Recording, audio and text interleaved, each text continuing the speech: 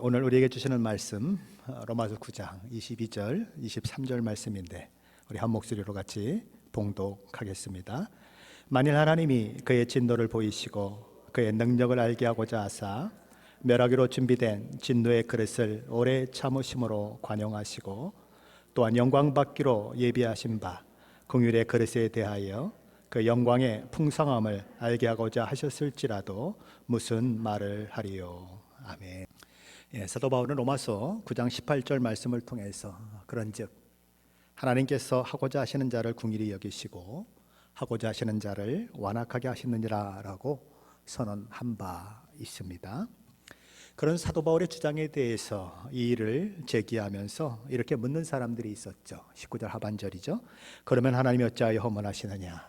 어차피 하나님께서 마음대로 하시는 것이고 하나님의 마음대로 결정되는 것이라면 그렇게 하신 하나님께서 인간이 잘못했다고 허물하시는 것은 불의한 것이요 불공평한 것이 아니냐는 질문입니다. 그래서 사도 바울은 그런 질문이 죄로 말미암아 진멸당해야 마땅한 죄인이요 하나님의 다함이 없는 지혜와 일하심을 전혀 이해하지 못하는 인간이 해야 할 질문이 아님을 이야기하면서 반문을 던졌던 그런 반어적인 질문들에 대해서 우리는 살펴보고 있습니다. 그 반문이 어떤 것들이었죠? 첫째 반문은 이 사람아 내가 누구이기에 감히 하나님께 반문하느냐라는 것이었습니다.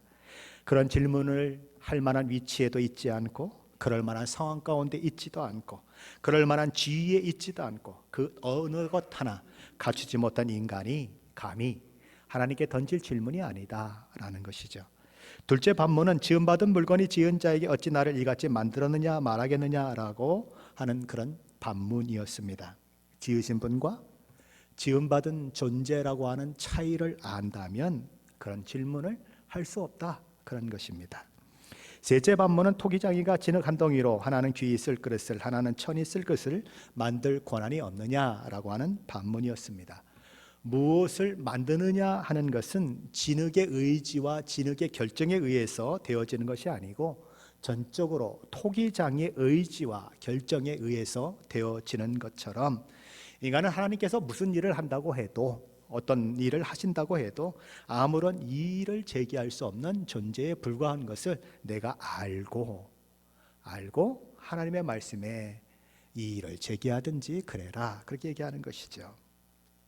한마디로 하나님께서 자유롭게 당신의 의지와 결정대로 하실 모든 권리를 다 가지고 계신다. 심지어 누구를 구원하시고 누구를 구원하지 않으신다고 해도 하나님은 결코 불의하거나 불공평하다고 할 수 없는 분이다. 왜냐하면 인간 중 누구도 하나님께서 구원의 손길을 펴시지 않는다면 구원받을 사람이 아무도 없기 때문이다. 의인은 없나니 하나도 없도다. 모든 사람이 죄를 범하였으면 하나님의 영광에 이르지 못하더니 라는 성경의 증언에서 보듯이 인간은 모두 죄인이요 그 죄의 결과로 영원한 멸망으로 결론되어질 수밖에 없는 존재이기 때문에 그 중에서 하나님이 누구를 구원하시고 누구를 구원하시지 않아도 불만을 표할 수 없고 불평할 수 없다 그렇게 얘기하는 것입니다.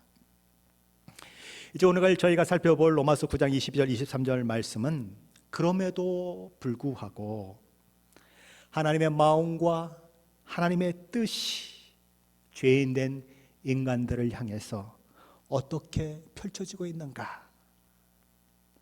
하나님의 마음은 도대체 어디에 있는가? 하나님은 악인에 대해서 어떤 생각을 가지고 계시는가? 하는 것들에 대해서 이야기를 하고 있는 그런 본문을 살펴보려고 하는 것이죠. 먼저 우리 로마서 9장 22절 말씀입니다. 다시 한번 함께 읽어보겠습니다. 22절입니다. 만일 하나님이 그의 진노를 보이시고 그의 능력을 알게 하고자 하사 멸하기로 준비된 진노의 그릇을 오래 참으심으로 관용하시고, 여기 보면 22절 하반절에 멸하기로 준비된 진노의 그릇을 이라고 하는 말이 있습니다. 멸하기로 준비되었다는 말이 어떤 말일까요? 멸망받기로 준비되어 있다. 그러면 하나님이 어떤 사람은 아예 멸망할 사람으로 창조하시고 어떤 사람은 멸망하지 않을 사람으로 창조했다는 말일까요? 아예 그냥 처음부터 멸망을 작정하시고 그 사람을 이 세상에 태어나게 하셔서, 그리고서 너는 어차피 멸망받으려고 태어난 사람이니까 너는 멸망받는 것이 당연하다라는 그런 의미로 이 말씀을 받아들여야 할까요? 그렇게 받아들여서는 안 된다는 것입니다. 하나님은 어느 누구도 멸망을 위해서 창조하지 않으십니다. 멸망시키기 위해서 이 땅에 태어나게 하시지 않습니다. 사도 바울이 하고자 하는 말은 누군가가 멸망을 위해서 예비되었다는 것이지, 하나님이 멸망하도록 작정하시고 멸망하도록 만드시고 그래서 멸망시킨다고 하는 말씀이 아니라는 것입니다. 하나님께서는 결코 죄인을 창조하지 않으셨습니다. 타락한 인성의 덩어리를 창조하지 않으셨습니다. 하나님께서 태초에 아담과 하와를 지으실 때 어떻게 지으셨다고 성경이 이야기하고 있습니까? 하나님의 형상과 모양을 따라 지으셨다라고 말씀하십니다. 온 세상을 완벽하게 지어 놓으시고 하나님이 하나하나 창조하실 때마다 말씀하셨던 것은 보시기에 좋았더라라는 말씀이었습니다.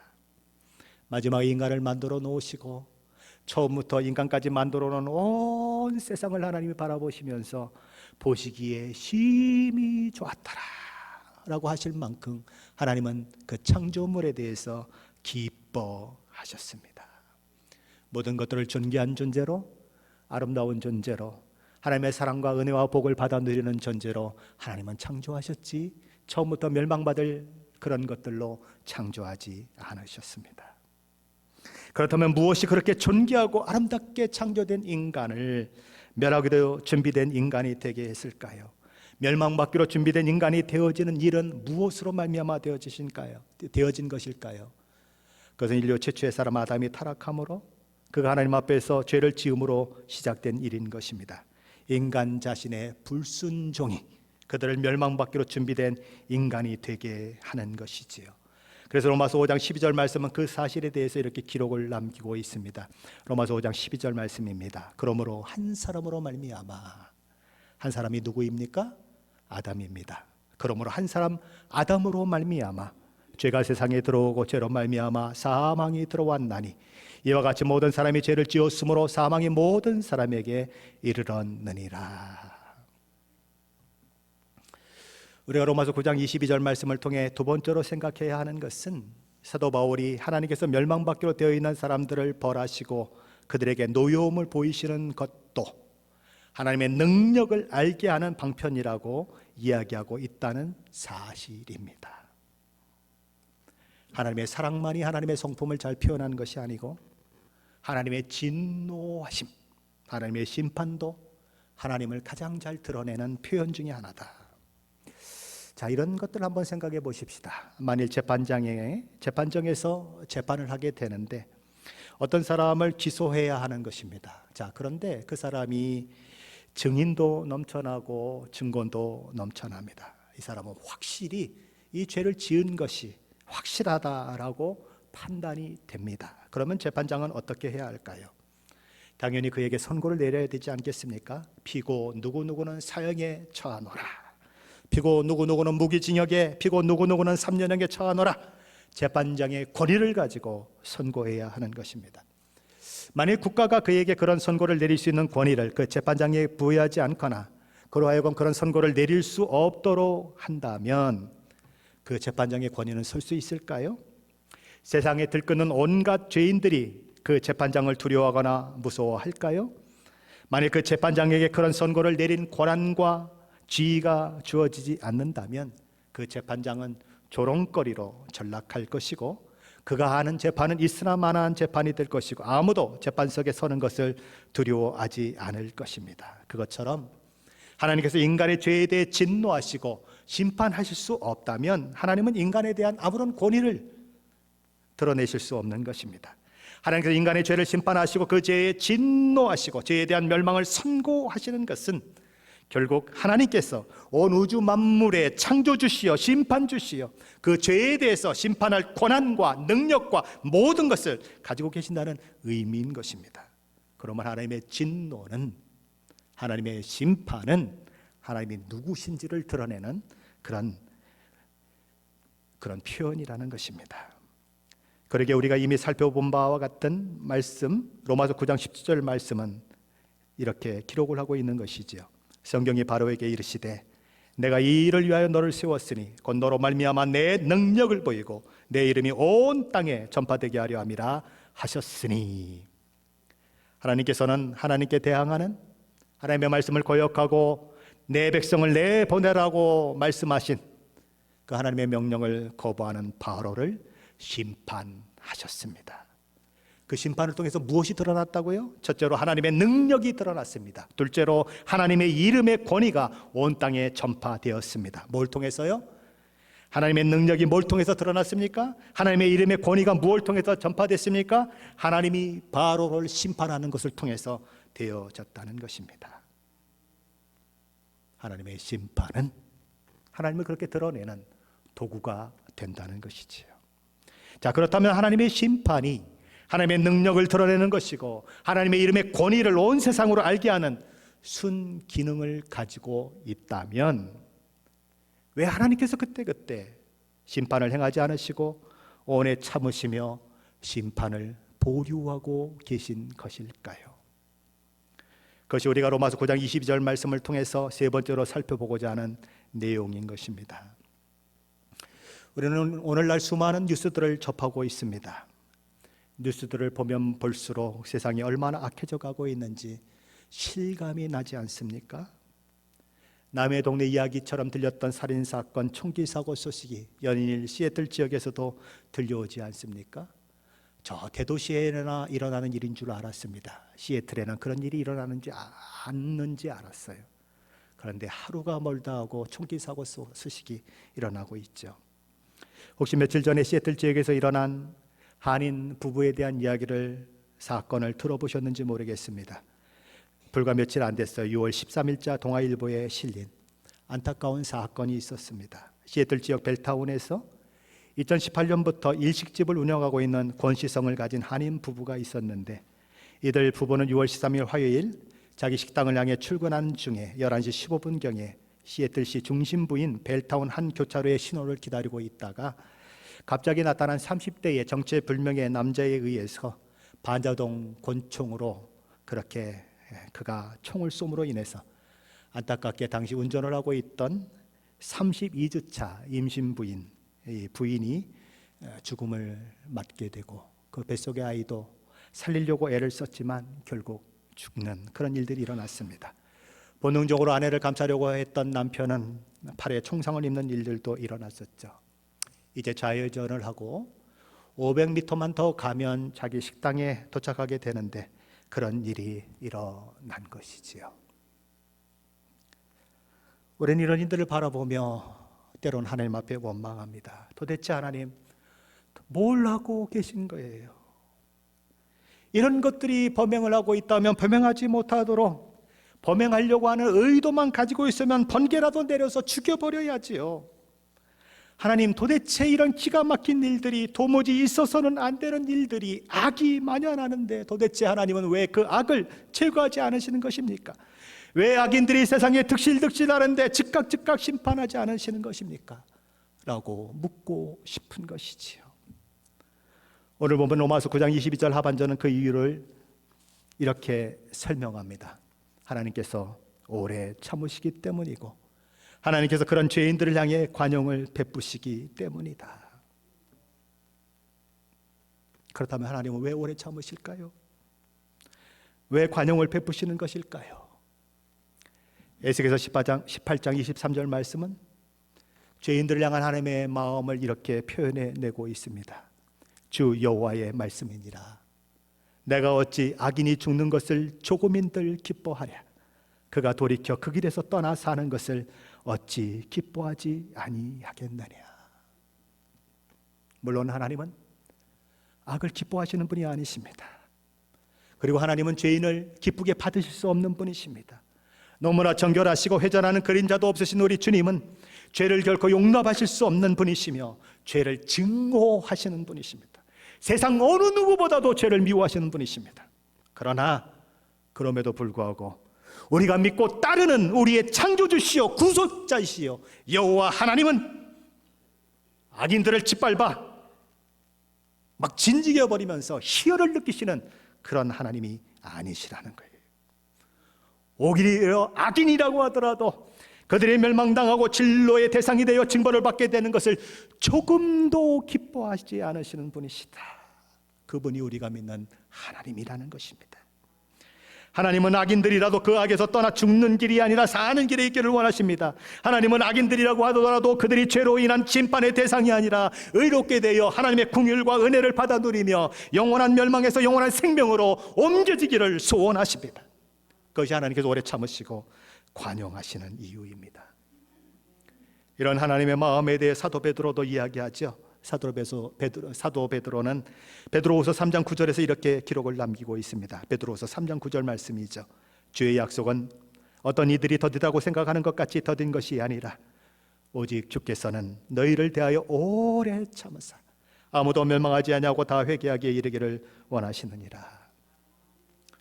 예수님의 수제자 베드로가 아직 살아있을 때입니다. 예수님이 십자가에 죽으시고 부활 승천하신 지 수십 년도 안 되는 시절입니다. 그런데 벌써 하나님의 심판을 의심하는 자들이 있었습니다. 예수님의 재림을 의심하는 자들이 있었습니다. 그들은 기독교인들을 조롱하는 사람들이었습니다. 하나님의 말씀과 상관없이, 하나님의 경고와 상관없이 성경 말씀을 아무런 쓸모없는 말씀 취급하면서 성경이 하지 말라고 하는 것을 하면서도 내가 뭘, 성경이 하라는 것을 하지 않으면서도 내가 뭘 어때서 그러는 사람들이었습니다. 베드로 사도는 그들을 가리켜 자기 정욕을 따라 행하며 조롱하는 사람들이다라고 기록하고 있습니다. 그렇다면 그들은 기독교를 어떻게 조롱했을까요? 세상 만물이 처음 세상이 시작될 때부터 지금까지 아직도 그대로가 아니냐라고 이야기합니다. 너희 기독교는 하나님의 심판이 있다고 하지만 세상에 무슨 하나님의 심판이 있느냐? 그러며 그들은 비아냥거립니다. 너희 기독교는 너희가 주라고 고백하는 예수가 다시 와서 세상을 심판한다고 말하고 있는데 왜 그 예수는 아직도 오지 않느냐? 로마 제국의 박해로 인해서 죽어가는 신자들의 모습이 보이지 않는가? 자신의 재산을 빼앗기고 불이익을 당하고 옥에 갇히고 채찍에 맞고 비명소리를 지르며 하나님 나를 살려주세요라고 기도하는 그들의 기도소리가 그는 들리지 않는가? 들리면 와야지 뭐하고 있는 거예요? 안 오는 걸 보니까 너희가 믿는 예수가 온다는 말은 다 거짓말이야. 그러면서 그들은 기독교를 조롱했습니다. 이런 조롱은 지금도 계속되고 있습니다. 그 조롱, 그 비아냥을 들으시면서 전능하신 하나님, 세상을 말씀 한마디로 싹 쓸어버릴 수 있는 하나님이 참고 계십니다. 관용하고 계십니다. 그 이유가 어디에 있다고요? 하나님께서는 아무도 멸망하지 아니하고 다 회개하기에 이르시기를 원하시고 계시기 때문입니다. 죄인들을 향한 하나님의 이 오래 참으심, 관용은 성경에 넘쳐 흐르고 있습니다. 내가 먹는 날에는 정령 죽으리라. 그런데 아담과 하와가 죽었습니까? 안 죽어요. 하나님은 아담과 하와를 즉각적으로 지옥에 던져넣지 않으셨습니다. 형인 가인이 동생인 아벨을 쳐 죽여서 창세 이래로 최초의 살인사건이 일어났습니다. 하지만 하나님께서는 가인을 지옥불에 던져버리지 않으십니다. 하나님, 내가 이렇게 그냥 다니다가는 내가 다 맞아 죽게 되었어요. 그랬더니 가인을 치면 안 된다고 표를 그에게 주셨어. 가인을 지켜주세요.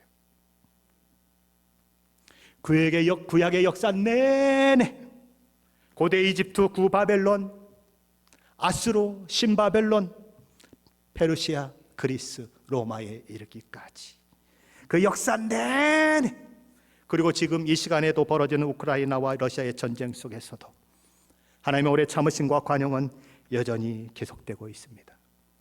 하는 짓마다 악한 짓이요 하는 일마다 죄악된 것일 뿐인 인간들에게 하나님은 무엇을 기대하고 있는 것일까요?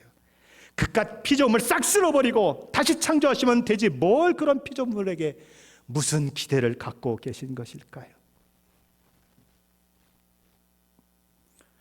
저와 여러분에게 하나님 같은 권한을 가지고 있는 그런 기회가 주어진다면 저와 여러분은 세상을 이렇게 내버려 두시겠습니까? 저와 여러분을 통해서 얼마나 많은 사람들이 죽어 자빠질까요? 이 교회에서는 저와 여러분 때문에 몇 명이 오늘 죽을까요? 아이고 저 꼴보기 싫은 것. 그러나 하나님은 우리와 너무나 다르신 것입니다. 여전히 죄 가운데 살며 여전히 죄 가운데 들고 있는 저와 여러분을 죄와 죄로 인한 형벌로부터 구원해내시기 위해 하나님은 오늘도 일하고 계십니다. 그리고 아들 독생자 예수 그리스도를 이 땅에 보내시고 십자가에 내어주시는 일까지도 기쁘게 감당하십니다. 그것이 하나님의 이해되지 않는 사랑이에요. 도무지 우리 머리로 이해할 수 없는 하나님의 사랑입니다. 참아주시고 심판을 보류하시고 관용을 베풀어 주시는 것만 해도 우리에게는 감지덕지한데 그 피조물을 위해서 아들 예수 그리스도를 십자가에 내어주신 그 사랑을 우리같이 이기적인 사람들이, 우리같이 자기밖에 모르는 사람들이 어떻게 그 하나님의 사랑을 이해할 수 있겠습니까? 인류 역사가 여기까지 흘러온 것은 심판을 보류하시는 하나님의 인내의 역사입니다. 하나님의 참으심의 역사는 지금도 계속되고 있습니다. 올해가 토끼의 해죠. 2023년이죠. 우리 주님이 이 땅에 오신 지 2000년이 벌써 훌쩍 지나가 버렸습니다. 지난 2000년 동안 십자가 복음은 예루살렘과 사마리아와 온 유대를 넘어서 땅끝으로 전달되었습니다. 십자가 복음의 거대한 물결이 예루살렘에서 소아시아로, 소아시아에서 유럽으로, 유럽에서 미국으로, 미국에서 한국으로, 그리고 아시아 지역으로, 그리고 지금은 아랍 지역으로 점점 뻗어나가고 있습니다. 지금도 수많은 선교사들이 일어나고 있고 우리 교회도 얼마 전에 파송 선교사를 파송했습니다. 예수 복음을 증거하는 수많은 신자들이 일어나고 있고 방송과 인터넷을 통해 예수 십자가의 복음이 증거될 뿐만 아니라 마음만 먹으면 갈 수 있는 예수 복음을 전하는 교회가 미국 같은 지역에서는 지천에 널려 있습니다. 얼마든지 복음을 들을 수 있는 기회가 있다는 것이지. 하나님께서는 지금도 오래 참으시며 모든 사람이 믿음에 이르기를 기다리십니다. 그러나 그럼에도 불구하고 세상 사람들이 망하는 것은, 죄인들이 자기 때문에, 죄 때문에 망하는 것은 그들이 하나님의 지혜요 하나님의 구원의 방법으로 제시한 우리 구주 예수 그리스도의 십자가 복음을 거부하기 때문입니다. 그러므로 우리는 이런 질문을 한번 던져볼 수 있겠죠. 왜 사람들이 지옥에 갑니까? 왜 사람들이 영원한 멸망에 처해집니까? 자기 죄 때문입니다 라고 말씀할 것입니다. 물론 그렇습니다. 자기 죄 때문입니다. 하지만 더 엄밀히 한번 따져보십시다. 자기 죄를 용서받는 길을 하나님이 열어놓으셨습니다. 그가 멸망하지 않도록 하나님께서는 죄사함받고 의롭게 되는 십자가의 길을 활짝 열어놓으셨습니다. 누구든지 영접하는 자는 하나님의 아들이 되는 권세를 주셨으니 라고 말씀하십니다. 다시 한번 질문을 드려볼까요? 왜 사람들이 멸망합니까? 왜 사람들이 영원한 멸망에 처해집니까? 자기 죄 때문입니까? 예, 맞습니다. 자기 죄 때문입니다. 그러나 더 깊이 들어가면 믿지 않기 때문입니다. 우리 주 예수 그리스도의 십자가 복음을 거부하기 때문에 영원히 멸망하는 것입니다.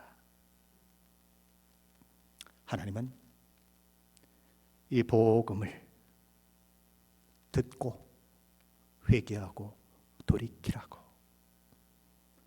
당장 죽어야 할 죄인들을 죽이지 않으시고 지금도 참고 인내하시며 기다리십니다. 그리고 이미 복음을 아는 저와 여러분을 향해 아들아, 딸아, 내가 내 마음을 아니. 저들 때문에 내 아들들이 힘들고, 저들 때문에 내 딸들이 힘들고, 저들 때문에 내 아들과 딸들이 나에게 눈물로 기도하는 건 내가 밤낮으로 듣고 있는 거 너 아니? 그래도 내가 심판할 수가 없어. 그래도 나는 기다리고 있단다. 내가 이 마음을 안다면 너 옆에 있는 믿지 않는 사람에게 입을 한번 뻥끗해 주지 않겠니? 예수 믿어야 한다고. 아버지가 기다린다고. 너를 향해 오래 참고 있다고.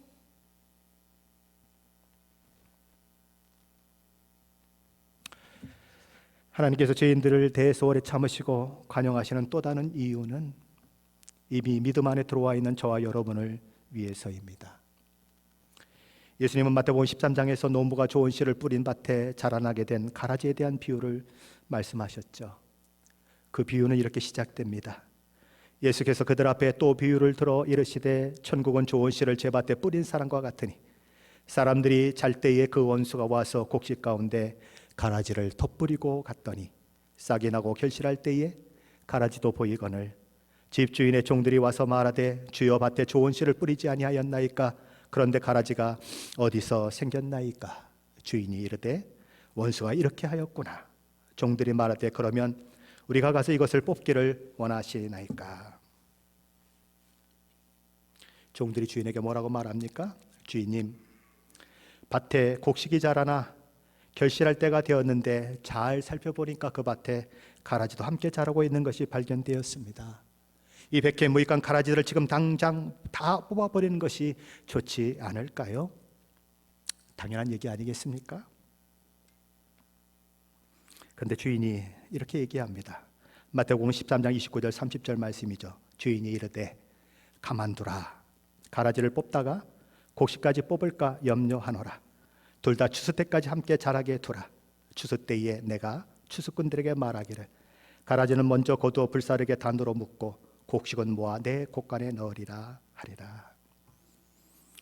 혹시 집에 텃밭이 있으십니까?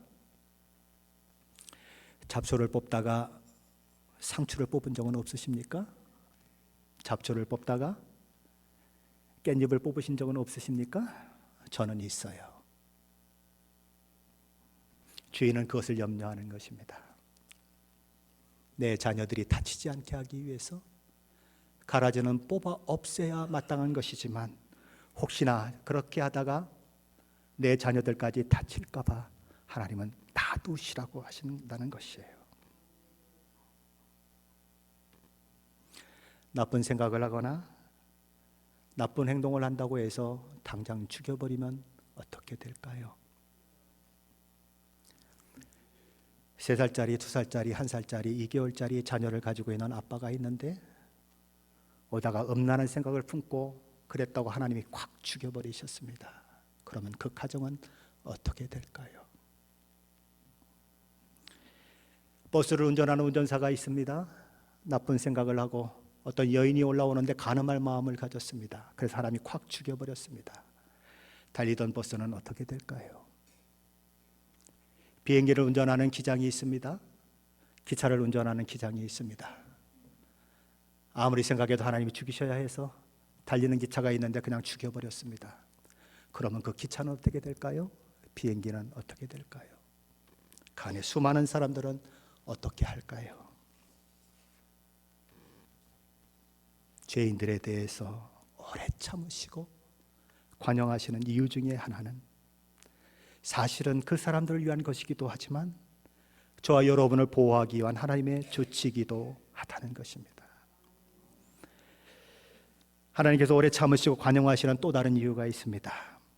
하나님께서 진노하시고 멸망시켜야 마땅할 죄인에 대해 오래 참으시고 관용하시는 이유는 그들 중 누구도 최후 심판을 당할 때 억울하다느니 부당하다느니 하는 말을 하지 못하도록 입을 다물도록 만들기 위해서입니다. 요만큼 죄졌는데 하나님이 콕 죽이셔서 지옥에 보냈습니다. 근데 그가 지옥에 가기 전에 하나님 앞에 서는 일들이 있었다고 한번 생각을 해보십시다. 여러분이 그 사람 같으면 뭐라고 하나님께 얘기하겠어요? 나 요만큼 잘못했는데 하나님이 탁 죽여가지고 지옥에 보내시겠다고 그러시는 거예요. 하나님 앞에 뭐라고 따지겠습니까? 하나님, 내가 요번에 잘못한 거 인정하고 다음에 잘하려고 그랬는데 왜 하나님 나 죽이세요? 나 왜 지옥에 보내세요? 그럴 거 아닙니까? 그래서 하나님은 오래 참으신다는 거예요. 기다리신다는 거예요. 그리고 기회를 또 주시고 기회를 또 주시고, 작년에 파더스데이를 만났는데 올해 또 파더스데이를 또 만났습니다. 하나님은 1년이란 기간을 저와 여러분에게 또 주셨습니다. 뭐 하라고요? 예수 믿고 구원받고 믿음으로 살라고 기회를 주고 계신 거예요. 그 기회가 저와 여러분이 하나님 부르신 그날까지 계속 주어질 거예요. 계속 주어질 거예요. 교회 와서 말씀을 듣는 일들이 계속 일어나지 않습니까? 30년 예수 믿겠다고 교회 나온 분들도 있고 50년 믿은 사람들 있고 여기 나와 있는 분들이 있어요. 하나님이 기회를 주십니다. 그러나 어느 날 하나님이 심판하실 때 우리는 아무 할 말을 못하게 될 거예요. 왜요? 충분한 기회를 주셨기 때문에. 우리 교회에서는 매주 금요일마다 피켓 전도를 나가지 않습니까? 예수만이 구원이라고, 예수 믿으라고 전도합니다. 어르신들이 비가 와도 눈이 와도 나가서 길가를 지나가는 사람들에게 피켓을 들고 예수 믿으라고 합니다. 어떤 사람들은 막 박수를 치기도 하고 막 크락션을 눌러가면서 할렐루야 하고 가기도 하고 손을 흔들기도 합니다. 어떤 사람은 손가락 하나를, 가운데 손가락 하나 딱 내밀면서 욕을 하고 지나갑니다.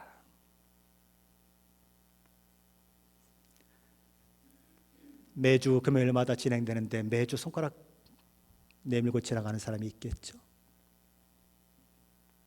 끝까지 예수 안 믿고 버팅기는 사람이 있겠죠. 그 어느 날 하나님 앞에 서게 될 때에, 지옥 형벌을 받게 될 때에 하나님 나 억울합니다, 못 들었습니다, 그럴 수 있을까요? 없죠. 하나님이 얼마나 오래 참으셨는데, 자기 자녀들이 그 아픈 몸을 이끌고 그 연로한 몸을 이끌고 피켓을 들고 전도하면서 그 치욕과 모욕을 당하면서도 기쁨으로 감당한 그것을 바라보시면서 이놈이 감히 내 아들 딸들을, 이러면서 참으셨던 하나님이, 오래 참으셨던 하나님이 진노하실 때 그는 결코 불평하지도 결코 억울하다고도 얘기할 수 없을 것입니다. 그럴 형편이 아니거든요. 이미 오래 참아주셨거든요. 마지막 때에 하나님과 기독교를 조롱하는 자들이 나타나서 전성기를 누릴 것입니다. 그들은 모든 것을 자기들의 보잘것없는 감정 수준으로 끌어내려서 그분께서 오겠다고 약속했는데 어찌 된 건가? 우리 조상들이 죽어서 땅에 묻혀 있고 모든 것이 창조 첫날 이래로 그대로이지 않소. 변한 것은 하나도 없지 않소 하고 조롱할 것입니다. 사람들은 하나님은 없다고 주장할 것입니다. 하나님이 계시다면 어떻게 세상이 이런 악을 참고 계실 수 있느냐 이야기할 것입니다. 만약 그가 계시다면 악이 일어나지 않아도 되는 것이 아니냐, 악인에 대한 심판이 즉각 이루어져야 마땅하지 않느냐. 러시아와 우크라이나의 전쟁이 계속되고 있습니다. 남의 땅을 침범하면서 나치와의 싸움이다라고 이야기하며 침범에 들어갔습니다. 여자들을 겁탑하는 것도 모자라서 수많은 아이들을 납치해가지고 러시아로 데려가 버렸습니다. 전쟁도 무서운데 하루아침에 아이를 납치당해서 잃어버린 어머니, 아버지의 마음은 어떻게 해야 합니까? 사람들은 말합니다. 하나님 도대체 뭐하고 계신 거예요? 하나님 있으면 좀 나아보세요. 이 문제 좀 해결해 보세요. 하나님은 그 조롱과 그 비아냥을 참고 계십니다. 인내하십니다. 지금까지 이야기한 이유 때문에 그렇게 하고 계십니다. 그러나 그들의 조롱, 그들의 비아냥은 영원히 계속되지 않습니다. 하나님의 오래 참으심은 끝이 날 것입니다. 인류를 향해 참고 참았던 하나님의 진노가 부어지는 날, 포도주 틀에서 포도즙을 짜내기 위해서 농부가 가슴까지 차는 장화를 신고 포도주를 있는 힘을 다해서 진지기는 것처럼 하나님의 마지막 때는 그 진노를 쏟아 부으실 것입니다. 아들의 고통소리에도, 자녀의 고통소리에도 가슴이 찢어지는 아픔을 가지고 참고 인내하고 기회를 주셨던 하나님은 마지막 때에는 참지 않으실 거예요. 그 모든 진노를 쏟아 부으실 것입니다. 요한계시록 6장은 이렇게 말합니다. 내가 보니 여섯째 인을 떼실 때에 큰 지진이 나며 해가 검은 털로 짠 상복같이 검어지고 다른 온통 피같이 되며 하늘의 별들이 모아가 나무가 대풍에 흔들려 설익은 열매가 떨어지는 것 같이 땅에 떨어지며 하늘은 두루마기가 말리는 것 같이 떠나가고 각 산과 섬이 제자리에서 옮겨지매 땅의 임금들과 왕족들과 장군들과 부자들과 강한 자들과 모든 종과 자유인이 굴과 산들의 바위 틈에 숨어 산들과 바위에게 말하되 우리 위에 떨어져 보좌에 앉으신 이의 얼굴에서와 그 어린 양의 진노에서 우리를 가리라. 그들의 진노에 큰 날이 이르렀으니 누가 능히 서리요 하더라. 하나님의 진노가 얼마나 무서운지. 하나님이 있으면 나오라 그래. 하나님이 있긴 어디 있어. 거짓말 좀 그만해. 하나님이 오긴 뭘 와. 무슨 심판이 있어. 조롱하고 비웃던 사람들이 정작 그날을 만나자 너무 무서워서, 너무 두려워서 견디지 못하는 거예요. 그니 어떻게 하라고요? 너무 무서우니까, 너무 두려우니까 차라리 바위야 내 머리통에 떨어져라. 사나 나를 그냥 덮어버려서 즉사하게 만들어줘라. 차라리 그게 낫지. 이 고통, 이 두려움을 어떻게 견디냔 말이냐. 차라리 지금 당장 죽었으면 좋겠다. 그들의 진노의 큰 날이 이르렀으니 누가 능히 서리요. 그분들이 노여워하시는 날이 드디어 왔으니 누가 견디어 내겠느냐. 지금은 죄인들을 대해 하나님께서 오래 참으시는 시기입니다. 관용하시고 기다리시는 시간입니다. 기회를 주시는 시간입니다. 회개하고 돌이켜 멸망이 아니라 생명에 이르도록 시간을 주시는 때입니다. 우리 하나님은 탕자를 기다리시는 아버지처럼 종일 손을 버리시고 죄인들이 돌아오시기를 기대하십니다. 이사야서 65장 1절로 2절 말씀이죠. 나는 응답할 준비를 하고 있었지만 아직도 너희는 내게 요청하지 않았다. 누구든지 나를 찾으면 언제든지 만나려고 준비하고 있었지만 아무도 나를 찾지 않았다. 내 이름을 부르지도 않던 나라에게 나는 나 여기 있다, 나 여기 있다 하고 말하였다. 제멋대로 가며 악한 길로 가는 반역하는 저 백성을 맞이하려고 내가 종일 팔을 벌리고 있었다. 내가 여기 있다. 내가 너의 모든 죄를 사해주고 내가 너를 생명의 길로 가게 하겠다. 그 하나님은 오늘도 저와 여러분을 초청하십니다. 너희는 여호와를 만날 만한 때에 찾으라. 가까이 계실 때에 그를 부르라. 악인은 그 길을 불의한 자는 그의 생각을 버리고 여호와께로 돌아오라. 그리하면 그가 긍휼히 여기시리라. 하나님께로 돌아오라. 그가 너그럽게 용서하시리라. 아브라함을 찾아와 소돔과 고모라의 멸망을 알렸던 두 천사들이 저녁 때가 되었을 때 소돔과 고모라에 살고 있는 롯을 만나 이런 이야기를 합니다. 이곳에 너희 외에 또 다른 사람이 있느냐? 네 자녀나 사위나 그 밖에 다른 친척이 이 성 안에 있으면 그들을 모두 성 밖으로 나가게 하라. 우리가 이 성을 멸망시키겠다. 이 성의 죄악이 하늘에 사무쳤으므로 여호와께서 이 성을 멸망시키려고 우리를 보내셨다. 소돔과 고모라를 내가 멸망시킬 것이니 내 자녀가 있거든, 내 사위가 있거든, 내 친척이 있거든 빨리 이 성에서 벗어나도록 그렇게 이야기를 해라. 롯이 누구를 생각했을까요? 자기 두 딸과 정혼했던 두 사위를 생각했습니다. 그래서 롯은 달려가요. 그들에게 말합니다. 천사들이 우리에게 소식을 전해주는데 소돔과 고모라가 멸망할 거라고 했다. 그러니 너희는 빨리 이 성에서 떠나라. 여호와께서 이 성을 멸망시키겠다신다. 하지만 롯의 사이들은 즉각 떠나라는 롯의 명령에 순종하지 않습니다. 왜냐하면 그들은 롯의 이야기를 농담으로 들었기 때문입니다. 그들은 그 말을 농담으로 여겼습니다. 여기 농담으로 여겼다는 말은 비웃다, 조소하다, 조롱하다라는 의미를 가지고 있습니다. 한마디로 장인 어른의 이야기를 웃기지 마십시오라고 비웃었다는 거예요. 그럼 그 결과는 어떻게 되었을까요? 롯의 경과를 농담으로 여기던 말든 그것은 자기들 책임이죠. 그러나 농담으로 여긴 그 일이 현실이 되었고, 롯의 두 사위는 롯의 경고를 받지 않은 이유로 인하여 생명을 건지지 못하고 사망에 이르게 되었다는 것입니다. 사랑하는 성도 여러분, 하나님의 말씀을 농담처럼 받지 마십시오. 하나님의 말씀을 옛날 이야기처럼 받지 마십시오. 하나님의 말씀은 1.1핵도 결코 없어지지 아니하고 다 이루어진다고 우리 주님이 친히 말씀하셨습니다. 하나님이 오래 참고 계실 때, 하나님이 관용하고 계실 때, 그리고 이렇게 교회를 세워놓고 여러분에게 복음을 전하는 목사가 있을 때, 그것도 로마서 강해를 1년 반도 넘게 하면서 복음의 소식을 여러분에게 전해줄 때